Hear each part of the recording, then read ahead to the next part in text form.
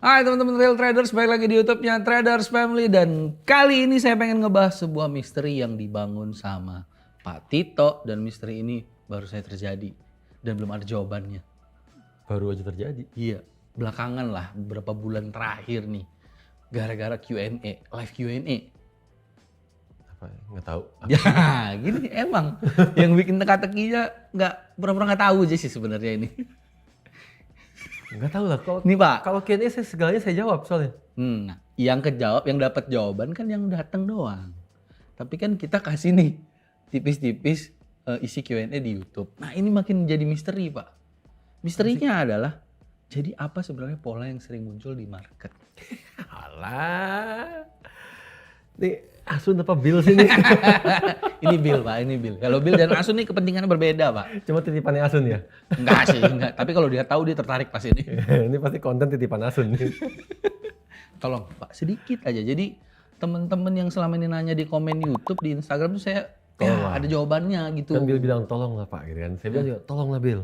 Aduh, Dan biarlah yang misteri tetap menjadi misteri Bill. Kalau udah dibongkar namanya udah bukan misteri. iya. Enggak Pak, kadang-kadang yang namanya misteri itu seru kalau kita bongkar bareng-bareng Pak. Oh ternyata begini. Udah dibongkar pasti. Dan akhirnya terungkap gitu loh. Enggak. Yang lainnya yang lain, topik yang lain. Sulit teman-teman menggoyahkan prinsip nih. Enggak. Ya eksklusivitas ya yang saya jaga ya. Kalau emang masalah pola yang sering muncul di market Bapak nggak mau jawab. Setidaknya Bapak jawab pertanyaan saya satu ini Pak. Apakah iya kalau misalnya kita trading kita harus penting tahu mana pola yang sering muncul di market? Penting. Tapi bukan yang terpenting. Kenapa gitu? Karena yang lebih penting bukan polanya sering muncul, tapi polanya sering berhasil. Nah, tapi kan susah juga tuh Pak kalau kayak gitu. Kok susah? Enggak dong. Gini, beda ya antara pola sering muncul jadinya kita sering trading. Ya kan? Yang kita mau kita sering profit loh, bukan sering trading. Benar. Ya kan? Ya trading nggak jarang-jarang banget. Iya, ya kan? iya. Tapi yang diutamakan adalah pola itu ya cukup sering muncul. Kan? Tapi yang paling utama tingkat keberhasilan dari polanya. Oke. Success rate dari pola itu sendiri.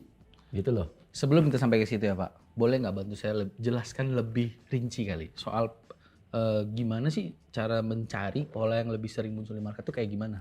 Oh, gampang. Cara nemuinnya gitu loh. Kalau pola yang muncul di market nggak perlu dicari, Bill, sebenarnya. Itu udah tersedia semua di Google. Nah, benar. Karena kalau disebut pola itu ada dua kan. Ada candlestick pattern, ada chart pattern. Chart pattern, benar. Iya kan? Pecahan dari candlestick pattern dan chart pattern seabrak-abrak semua udah tersaji di Google. Iya. Gitu kan? Maksudnya kenapa sih itu bisa sampai di Google dalam kurun waktu yang lama? Bahwa pola-pola itu memang seakan-akan kayak sudah dipatenkan apa dibakukan. Dalam artian sudah digunakan sejak dulu. Iya. Itu sudah pola-pola yang paling orang familiar. Digunakan oleh banyak orang. Ya sudah, itu polanya semua. Cuman masalahnya gini Pak, biarpun ya banyak di Google, cuman tetap aja banyak dari teman-teman yang punya keraguan nih, apakah pola ini benar adalah pola ini gitu loh. Kayak ngelihat ya satu mata dengan mata yang lain tuh kadang-kadang suka ada keraguan gitu loh Pak. Di bagian itunya nggak usah terlalu terpaku ya sebenarnya. Maksudnya nggak usah terlalu terpaku bahwa oh kalau polanya A itu bentuknya harus begini, persentase body sama shadow harus begini. Masing-masing orang aja ngelihatnya gimana. Nah, gini. Biar jelas, mungkin ngejelasinnya lebih detail gimana Pak, biar teman-teman bisa lebih mudah ngerti kali. Iya, ya boleh aja. Maksudnya lebih detail gimana nih? Ya, sambil digambar boleh nggak? Boleh. Nah, kalau gambar ya. Ngomongin pola yang di Google nih kan. Aduh. Iya dah.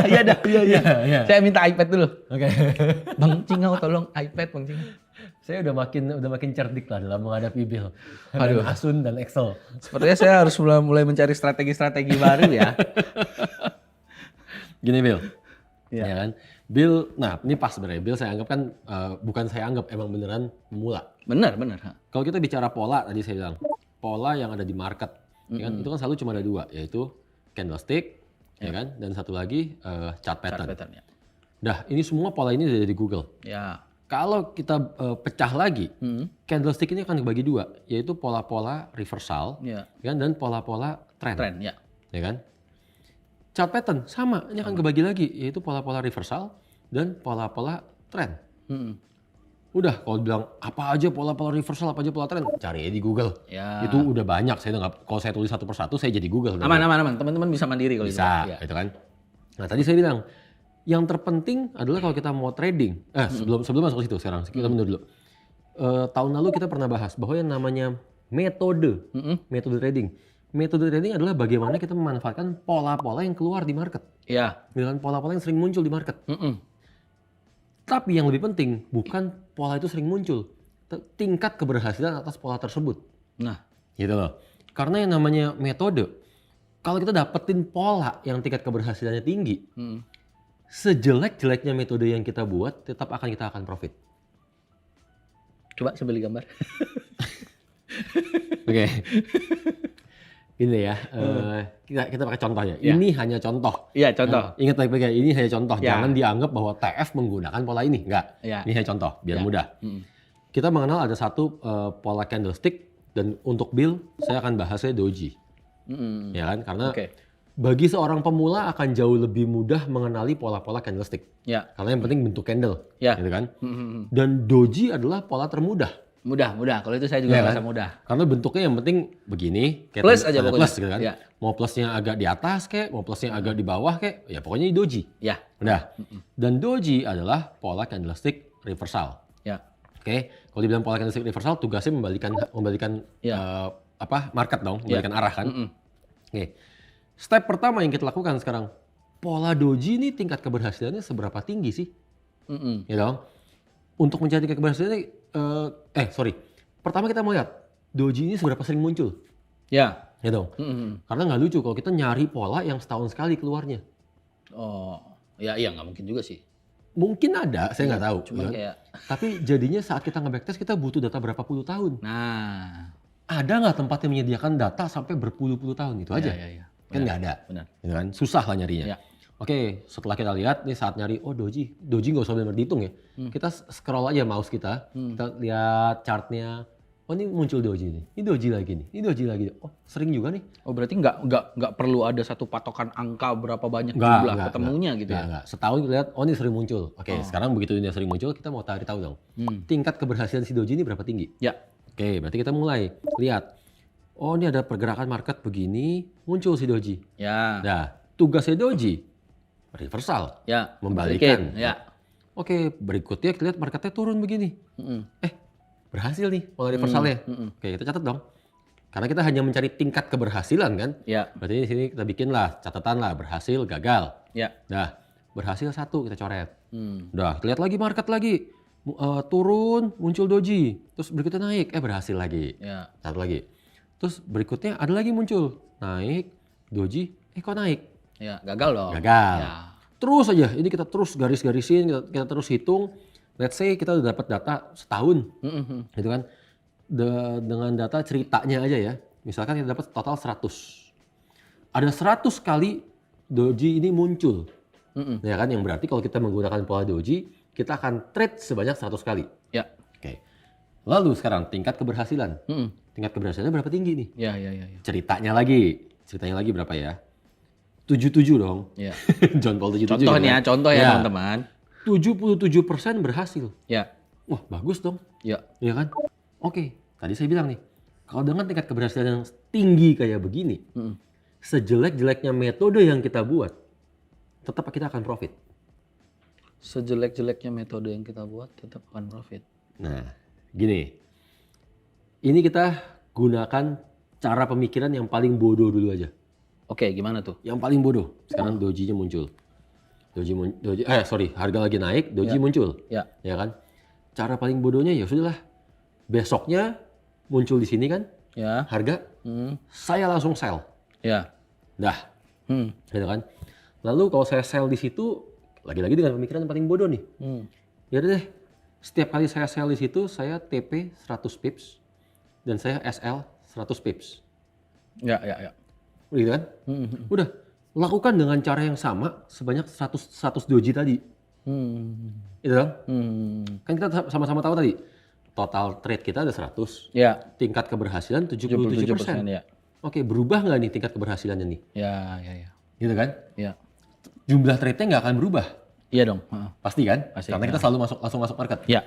Oke, setelah kita ikutin, oh hasilnya ternyata ada yang pas kita lihat sepintas, kita pikir itu berhasil. Ya. Tapi ternyata begitu kita pasangin TP di sini, target di sini, ada yang nggak kena. Ya. Malah berbalik kena SL. Oke, ceritanya turun lah ini sedikit. Ya. Jadi 75%. 75 ya. Oke. 75% RR 1:1. Bagus nggak metodenya? Tetap oke dong. Oke, sangat oke. Iya. Baru 1 pair loh ini. Bener. Ya kan? Oke, kita lanjut. Kedua sekarang. Muncul, market lagi naik begini, muncul doji. Iya. Gitu kan? Dah, ceritanya tipe-tipe orang yang, saya maunya dapat harganya di pucuk. Oke. Nah, Waduh. saya mau dapat harga yang sebagus mungkin. Iya. Ya kan? Terus berhubung udah trading, ceritanya udah sering bisa baca market. Kalau muncul doji, biasanya nih, kalau muncul doji biasanya tuh harga naik dulu, baru beneran turun. Gitu kan? Udah dengan berpegang pada teori itu, langsung mikir, saya kalau muncul doji, saya maunya sell limit. Ya. Gitu kan? Dah, di sini saya sell limit deh. Saya dari market baru buka, saya sell limit 50 pips. Ingat ya, saya akan selalu menggunakan cara terbodoh dulu nih. Ya, patokan bodoh aja lah gitu ya. Pola pikir terbodoh dulu, tersimpel dulu. Ya. Oke, 50 pips. Kan? TP 100, 100. SL 100. Ya. Sama nih. Ya. Dah. Dengan ini dirubah jadi kayak begini. Hasilnya apa? Dari yang tadi 100 kali trade, ya kan? 77% tingkat keberhasilan. Ini akan berubah trade-nya. Ya. Ya kan? Kenapa bisa berubah? Karena bisa jadi marketnya baru buka di sini langsung turun. Ya. Sell limit kita nggak kejemput dong. Benar. Oke, jumlah trade ada kemungkinan turun, nggak mungkin naik. Iya, berkurang pasti. Ya kan? Bertambah nggak mungkin. Nggak mungkin. Pasti berkurang. Iya. Ya kan, misalkan anggaplah berkurang jadi 88 trade lah. Iya. Dari 88 trade ini sekarang berapa banyak yang beneran nyampe TP? Ya kan? Berapa banyak yang kena SL? Iya. Kan itu. Iya. Kalau kena SL, saya berani guarantee. Berhubung dari sejak pertama kita tahu tingkat keberhasilannya 77%. Berarti kalau kita menggunakan gaya sell limit, di atas kertas secara pasti 23% kita gagal. Karena saat pola itu gagal, sell limit kita selalu kebuka loh. Iya. Bener nggak? Iya. Iya kan? Paham saya, paham. Kita market di sini, dia naik, sell limit kita kebuka. Ternyata itulah momen-momen saat pola itu gagal. Iya, kena SL dah. Berarti kita nggak bisa hindarin yang 23% tadi kemungkinan gagal kan? Ya. Itu nggak bisa hindarin. Tinggal ya ini akan berubah jadi berapa angkanya. Ya. Oke, lagi-lagi nggak akan lari jauh. Benar. Berikutnya sekarang. Muncul lagi, kayak gini market lagi naik, muncul doji. Dah, gayanya konservatif nih kali ini. Waduh, konservatif itu gimana tuh? Konservatif pemikirannya, ini kan doji pola reversal. Ya. Tapi kan reversalnya belum jadi. Oke. Kan belum menunjukkan pergerakan reversal. Oke. Ini hanya pola yang muncul. Ya. Saya maunya sampai market beneran turun. Butuh konfirmasi nih ceritanya. Butuh konfirmasi. Ya, oke. Reversalnya udah mulai terjadi, baru saya masuk. Ya. Kan? Oke, lagi-lagi dengan pemikiran terbodoh nih ya. Ya. Berarti saya maunya dari harga terendah si candle doji kemarin, saya kasih jarak 50 pips. Ya. Ya kan? Kali ini saya sell stop. Ya. Dengan jarak 50 pips. Gitu kan? Oke, TP sama 100 pips, TP. Ya kan? SL juga. SL 100 pips. Nah, tadi kita kembali. Jumlah trade ada 100. 100. Seharusnya. Kali ini bisa jadi berkurang. Iya. Iya kan? Success rate-nya, tingkat keberhasilannya 77%. Bisa jadi juga sangat-sangat bisa berubah. Iya dong, iya. Ya, kenapa? Karena saat marketnya buka di sini, ternyata langsung naik. Udah. Setiap kali pola ini gagal, berarti kita nggak trading. Iya. Jumlah trade kita berkurang banyak nggak? Banyak. Berkurang 23 trade. Iya. Betul kan? Iya. Tapi kita terhindar dari kegagalan 23%. Benar. Betul kan? Benar. Oke. Dan saat pola ini marketnya beneran turun, jemput sell stop kita. Iya. Nah, pertanyaannya nyampe TP atau enggak? Iya. Iya kan? Iya. Oke, 77% di atas tangan. Berkurang atau enggak nih? Iya. Kalau ternyata banyak yang nggak nyampe TP, berarti ya tinggal kita adjust lah. Oh, coba deh sekarang saya pakai TP 80 pips. Oh. Gitu kan? Dan seterusnya. Iya. Itulah yang tadi saya maksud nih. Berhubung angka awalnya udah 77%. Benar. Sebodoh apapun metode yang kita buat, Iya. nggak akan lari jauh dari 77%. Iya benar sih. Andaikan lari jauh deh, kita bilang. Turun jauh jadi 70%. RR 1:1. Bagus nggak metodenya? Bagus itu. Tetap bagus metodenya. Semudah Semudah itulah bikin metode. Tapi maaf Pak, ini kan kita ngomong dari tadi 77, kalaupun turun pun anggap 70. Sebenarnya ada nggak sih angka minimum lah mau berapa nih yang mau kita fight terus? Kalau tingkat keberhasilan? Ya. Kalau saya saranin tingkat keberhasilan di atas 65% dulu deh. Di atas 65%. Karena anggaplah ada istilahnya margin of error kan. Margin of error maksudnya tadi nih, mungkin kita salah saat mengenali polanya pertama kali. Atau ini ada kemungkinan dia nggak nyampe TP naik. Jadi turun-turunnya pun nggak jauh dari angka 60%. Tapi kalau kita menemukan pola yang tingkat keberhasilannya 40%, 45%, 50%, 55%. Ya. Ini berat. Berarti kita harus dapat RR yang bagus. Oh. RR-nya harus 1:1,5, 1:2. Ya. Baru jadi metode bagus nih. Ya. Ya kan? Ke situ. Coba kita balik ya. Ya. Intinya, ini kenapa saya selalu bilang, yang namanya metode itu bikinnya mudah. Iya kan? Bagaimana cara kita memanfaatkan pola yang ada di market, itulah akan jadi metode. Ya. Gitu. Dan yang namanya metode, buatlah sesimpel mungkin, sebaku mungkin. Ya. Dengan kayak gitu, kita mudah untuk mengulang. Benar. Kita selalu punya pakem. Ya, Gitu loh. benar. Sampai misalkan versi yang agak-agak, kita anggap versi agak-agak advance deh ya. Oke, marketnya naik kayak begini, muncul doji. Ceritanya udah belajar support resistance. Oke. Ya kan? Oke. Saya maunya sell. Ya. Sell stop. Di support pertama, saya sell stop. Ya. Ya kan? TP saya ada di support ketiga. Waduh, ya. Kan? Oke. SL saya adanya di resistance pertama. Ya. Ya, backtest aja silakan. Ya, Ini hasilnya gimana nih? benar. Gitu kan? Atau kita bikin versi yang lebih ekstrim lagi. Semakin ekstrim nih. Saya jadi ngeri-ngeri dikit ya. Maksud saya hanya mau menjelaskan bahwa yang namanya bikin metode itu nggak ada batasan. Ya, biar lebih jelas aja. Ya kan? Sekreatifnya kita aja. Kadang-kadang bisa bukan sekreatifnya kita, se-ekstrimnya kita. Kayak gini, muncul doji. Udah muncul doji, terus coba saya iseng. Dari harga terendahnya si doji, sampai harga tertingginya si doji nih, saya tarik Fibonacci. Waduh. Wah, udah menyalahi kodrat dong nih. Waduh, iya. Kan? Fibonacci masa digunain yang pas di candle doji? Iya. Kan menyalahi kodrat. Iya. Cuek aja, namanya juga berfantasi. Iya. Kan? Oke, udah tarik Fibonacci, nanti di angka 50-nya berarti saya sell. Gitu kan, misalkan di angka 50 saya sell. Di angka 61,8 menjadi SL saya. Iya. Ya kan? Dan TP saya di angka, terserah lah di angka 0 ya misalkan. Oke, di situ TP saya. Iya. Ya sudah bikin. Kalau ternyata ini hasilnya bagus, kalian akan kaget sendiri. Gila ya, bisa-bisanya Fibonacci kita pakai di doji. Iya. Hasilnya malahan probabilitasnya 70% ke atas. Contoh nih, misalkan, RR-nya bisa sampai 1:2. Kurang bagus apa? Iya. Dan kalau dalam kondisi seperti ini, siapa berani bilang bahwa Fibonacci nggak boleh digunakan di candle doji? Sah-sah aja dong. Sah-sah aja. Sah-sah aja. Iya, Gitu loh. benar-benar. Sebenarnya udah bisa jadi nama metode terbaru sebenarnya ya. Bisa dong. Iya, tinggal kasih nama lah, bebas kasih nama. Doji Fibonacci jadi Dojinaci. Bisa dong. Ya kan? Bapak bilang bisa dinamain menjadi metode sendiri Dojinaci. Kenapa ke situ ya? Saya kan cuma ketemu namanya. Iya, cuma jangan ke situ dong. Fibo doji masih. Ya whatever lah, suka-suka namanya. Intinya gini, kalau cuma ngomong nama. Sekarang tadi kita nyontohin ada 3 nih, 3 gaya. Yang satu langsung sell, yang satu lagi sell limit, satu lagi sell stop. 3 cara memanfaatkan pola. Kalau kita sebut itu 3 metode berbeda, bisa dong? Bisa dong, sah-sah aja. Kasih nama 3 metode berbeda, bisa dong? Bisa. Bisa. Itu kan bebas sebenarnya dalam bikin metode. Contohnya yang lebih simpel gini, kita nggak usah ngomong metode trading. Kita ngomong hal yang semua orang saya yakin tahu, kopi. Kenapa tuh? Semua orang tahu, kalian semua tahu kopi dong. Tahu. Ya kan? Tahu dong yang namanya kopi, warnanya hitam. Oh iya dong. Benar dong. Iya. Mungkin kalau saya berteori ria ceritanya nih. Zaman dulu orang bikin kopi, diminum kok ada pahit-pahitnya ya. Nah, siapa orang pertama yang mengusulkan kopi dikasih gula aja?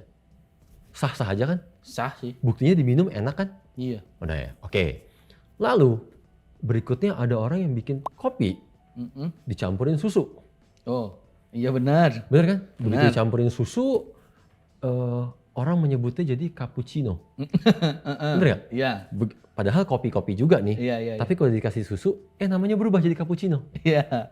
Siapa orang pertama yang kepikiran kopi dicampurin susu? Bener gak sih? Terus kenapa namanya cappuccino lagi? Ya kenapa namanya cappuccino? Mungkin kalau kita ngomong secara teori, susu ini minuman kesehatan. Ya kan kopi ini bikin jantung berdebar, digabungin nggak boleh. Iya. Nyatanya sekarang semua orang doyan. Heeh. Gitu kan? Heeh. Atau yang lebih jauh lagi, Apa tuh? cappuccino, sebelum cappuccino tadi kan kalau tambahin susunya Tambahin dikit susu. lah. Iya, heeh. Kasih susunya agak banyakan. Iya. Namanya jadi latte. Benar. Benar, macam-macam dah nih kalau Bener begini kan? nih. Iya. Atau cappuccino tadi, Mm-mm. ceritanya saya maunya lebih dingin tapi pas diminum ada apa ya, sensasi sedikit. Mm. Saya tambahin es serut. Kita menyebutnya es serut loh. Ya Iya. kan? Saya tambahin es serut, Benar. namanya jadi frappuccino. Benar. Begitu namanya frappuccino, orang nggak terima dibilang itu es serut. Coba bilang itu es serut abang-abang nggak mau. Nah, nggak mau. Nggak mau. Ya kan? Iya, maksudnya dalam orang bereksperimen, Iya. membuat sebuah metode, ya kan? Iya. Ini kopi, saya barusan minum dibeliin bil aja kopi rasanya asin. Kalau mau tahu, saya yakin nih kopi pakai garam. Tapi diminum. Enak. Ya maksudnya dalam kita membuat sesuatu, jangan terpaku sama aturan yang ada. Buat aja.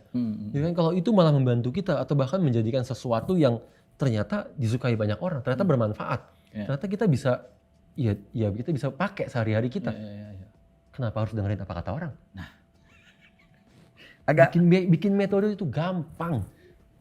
Bapak memang ya saya ngikutin dan bikin konten bareng Bapak. Bapak bikin metode tuh gampang, semuanya harusnya simpel, semuanya harusnya mudah, nggak pusing gitu loh Pak. Tapi menurut saya masih kebanyakan teman-teman itu lebih suka sesuatu yang kayak, contohnya kayak yang Bapak bilang simpel, pasti ada rasa, masa segampang itu sih? Ya, Masa sesimpel itu? Masa iya trading for living caranya begini doang?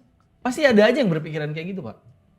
Di sisi lain, mereka-mereka yang seperti ini mungkin akan lebih menerima konten-konten edukasi yang dimana konten itu dipaparkan lebih kompleks, lebih ribet, harus mengalami riset panjang, segala macem, naik turun ya kan. Ya.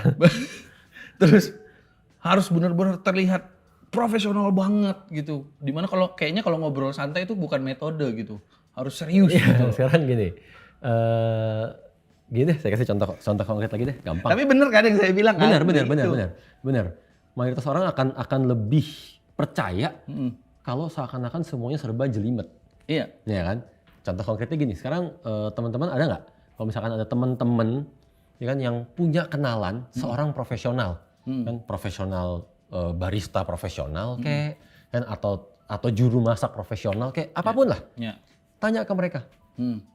Cara masak gimana? Mereka akan menjawab dengan jawaban-jawaban yang mudah loh. Gampang, begini aja. Ini cuma tinggal diginiin. Bener sih. Begitu kita ketemunya sama orang yang jualan resep masak. Oh. Dia yang jualan resep masak nih. Dia yang menjual makanan. Iya. Dia akan menjawab complicated, Iya. dibikin seribet mungkin. Heeh. Kan? Karena yang dia jual adalah seakan-akan ini semua melalui proses panjang. Iya benar. Contoh. Kita ngomong mie instan. Oke. Gampang Ini dong. gampang. Teman-teman pasti ngerti. Semua pasti makan. Iya. Kan? Gimana sih cara masak mie instan? Ya udah cuma tinggal dibuka, taruh di air mendidih, diemin 3 menit, angkat, aduk, makan. Beres. Iya. Ya kan? Tapi berhubung Bill punya kepentingan, Iya. ya kan kerjaannya jualan. Iya. Jualan mie instan. Kalau enggak restorannya nggak laku nih. Maka dia akan bilang, oh nggak semudah itu. Ya kan? Pertama, kita membuka bungkusnya harus dengan 4 jari, nggak boleh lebih. Ya kan? Ya. Harus hanya 4 jari. Kalau begini salah udah. Nih, ada aja yang bikin kaget nih. Ya, nggak ngerti saya juga kenapa begitu kan. Benar.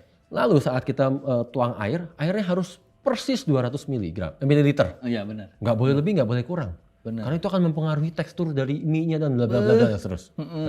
Saat kita nyalain api, ingat ya, apinya nggak boleh terlalu biru, nggak boleh terlalu merah. Waduh. Wah, bingung kita kan udah kan. Iya. Tapi kan kesannya, wih keren banget ini orang ya. Iya. Gitu kan.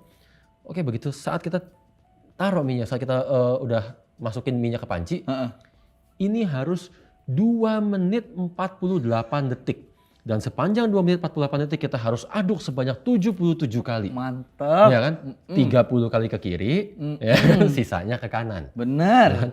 Kenapa? Karena kelembutannya, teksturnya berpengaruh lagi. Iya, Ya kan? iya. Saya untuk menemukan resep itu sudah melalui riset panjang selama 15 tahun. Iya. Benar. Udah, begitu dimakan, orang karena didoktrin dengan kalimat tadi itu semua, dicari-cari kan. Emang iya lebih lembut ya? Oh iya kayaknya sih agak lebih lembut. Iya dicari-cari, sebenarnya dicari-cari. Kayaknya agak lebih lembut dikit ya. Iya. Sama rasanya. Itu nyebelin biarpun kadang cuma dikit kayak bener gitu. Iya, jadi maksudnya apa sih? Bedain, kalian masih bisa bedain. Yang antara yang profesional sama yang, sales.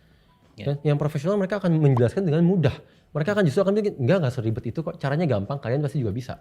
Benar. Kan? Sementara yang sales, oh ini saya udah mempertaruhkan hati, jiwa dan raga, keringat dan darah saya ada di sini. Ya kan bla bla bla bla sehingga harganya jadi mahal. Iya. Ada harganya.